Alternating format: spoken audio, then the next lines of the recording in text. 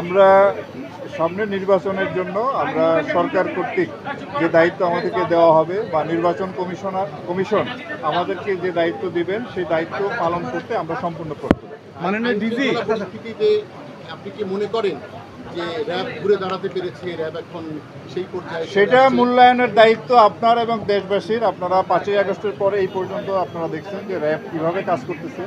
আমরা দেশে যে কোনো ধরনের বড় ধরনের যে ক্রাইম সংগঠিত হলে তাৎক্ষণিকভাবে আমরা সেখানে যাই এবং কাজ করি।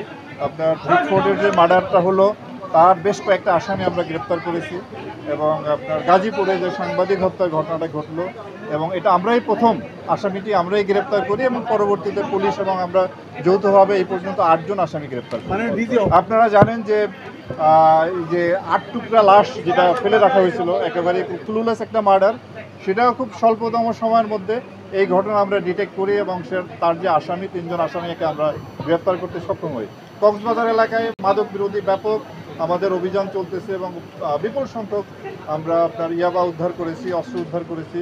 আমরা মনে করি যে দেশের সার্বিক আইন শৃঙ্খলা নিয়ন্ত্রণে রাখার জন্য, ভালো রাখার জন্য এবং অপরাধ দমন করার জন্য আমরা এখন প্রস্তুত এবং এইভাবে কাজ করে যাব। অনেকে বলছে নির্বাচনের সুষ্ঠু পরিবেশ নেই, আপনার মতামত কি?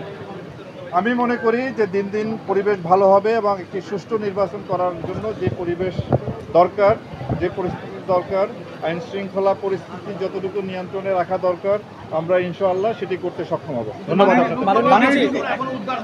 অস্ত্র উদ্ধার অভিযান আমাদের চলমান আছে।